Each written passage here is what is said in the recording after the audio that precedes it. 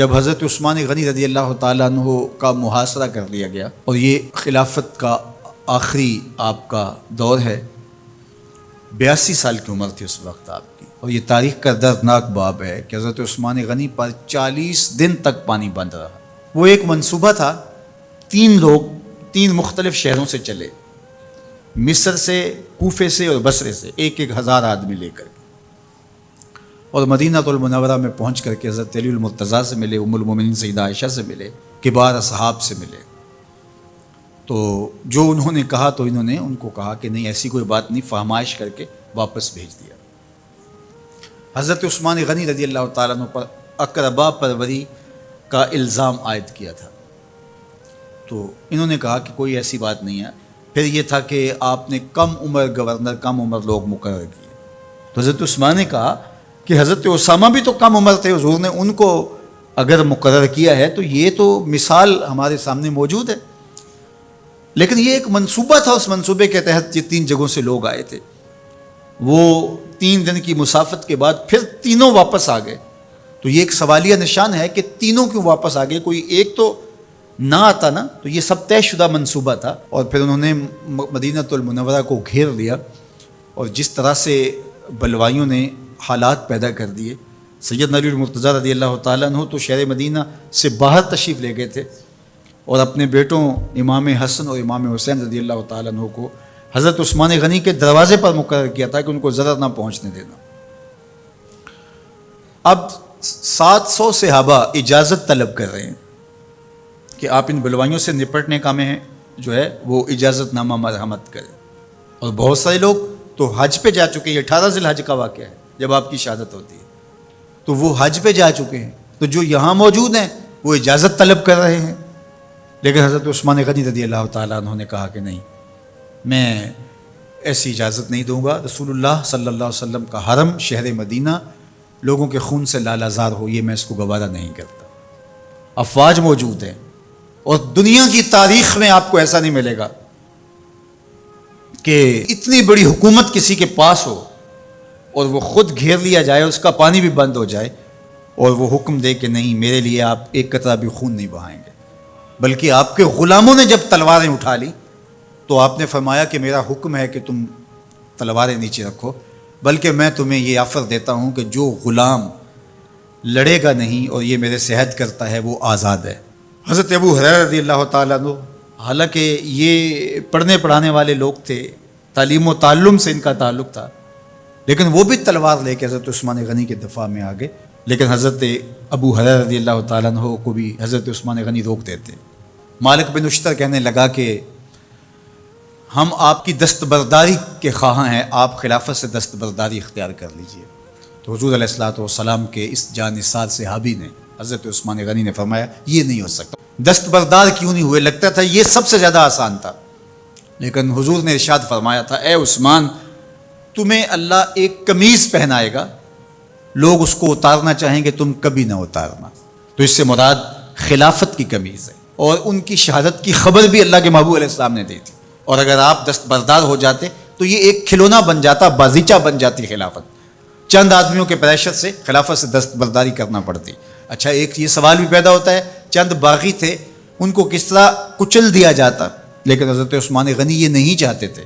ایک تو یہ کہ مدینے کی حرمت پامال نہ ہو، اور دوسرا پورے عالم اسلام کو آگ لگانے کا جو منصوبہ تھا، 3 مختلف شہروں سے 1,000 آدمی لایا گیا ایک منصوبے کے تحت، اور انہیں لاشیں چاہیے تھیں، اور جو ان کے پیچھے کام کر رہے تھے نادیدہ ہاتھ، ان کا منصوبہ یہ تھا کہ یہاں سے مختلف سمتوں میں، یہ تینوں شہر مختلف سمتوں میں تھے، تینوں سمتوں میں جب لاشیں جائیں گی تو پورے عالم اسلام کو ہم جو ہے وہ خانہ جنگی کی آگ میں دھکیل سکیں گے۔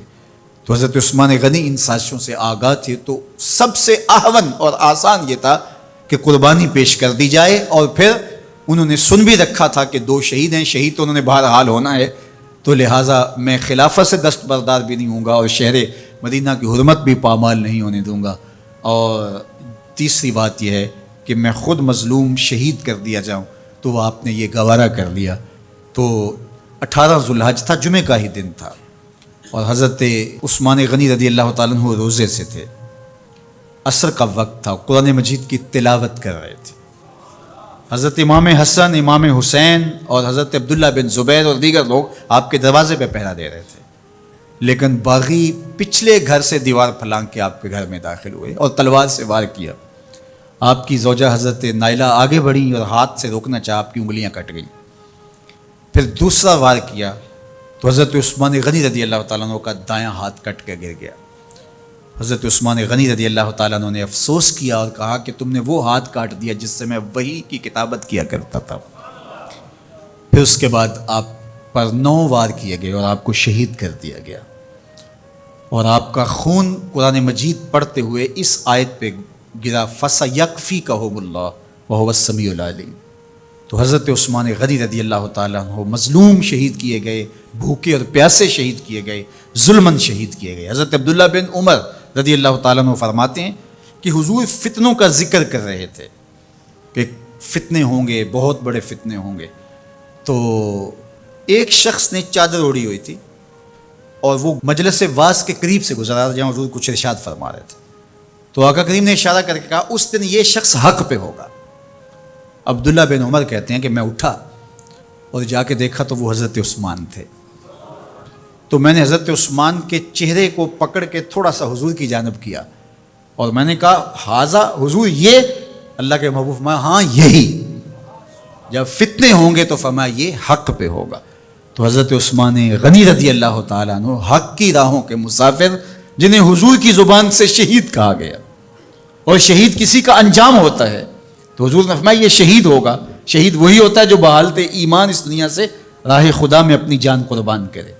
فرمایا فَإِنَّمَا عَلَيْكَ نَبِيٌّ وَصِدِّيقٌ وَشَهِيدَانِ، اے پہاڑ رک جا، تو جانتا نہیں تیرے اوپر اللہ کا ایک نبی ہے، ایک صدیق ہے اور 2 شہید ہیں۔ تو حضرت عثمان غنی رضی اللہ تعالیٰ عنہ عظمتوں کے مینار، اللہ اکبر۔ تو یہ حضرت عثمان غنی رضی اللہ تعالیٰ عنہ کا یہ کارنامہ تھا کہ آپ نے اپنی جان پیش کر کے امت کو جو ہے وہ فتنوں سے محفوظ کر لیا اور امت کو بچا لیا۔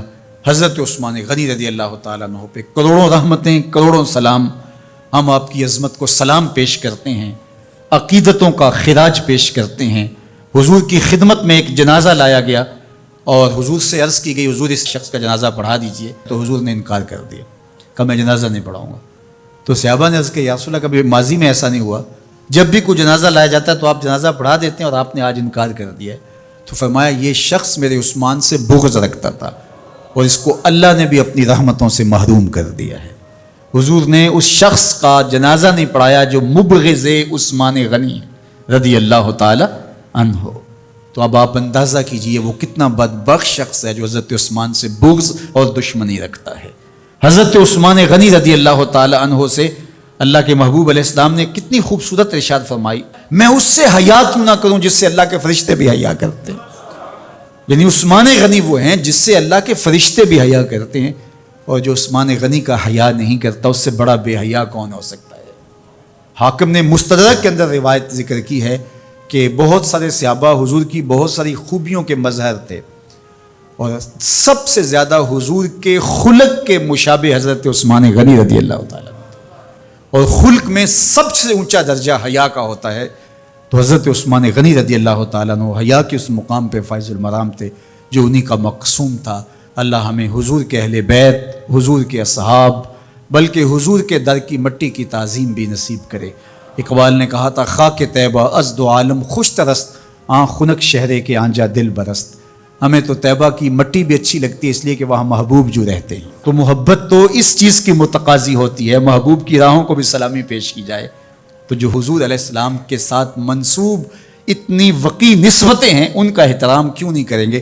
تو حضرت عثمان غنی تو داماد رسول ہیں، حضرت عثمان غنی تو ذوالنورین ہیں، حضرت عثمان غنی تو حضور علیہ السلام کے محبوب اور حضور علیہ السلام کے پیارے ہیں، ان کو جنت کی بشارت دی گئی ہے، عشرہ مبشرہ میں سے ہیں، 4 جلیل القدر خلفاء میں ان کا نام شامل ہے، اور پھر حضور کی 2 صاحبزادیاں ان کے نکاح میں آقا کریم نے ان کو شہید خود قرار دیا، اور میرے اور آپ کے آقا و مولا نے کہا آج کے بعد کوئی عمل عثمان کو نقصان نہیں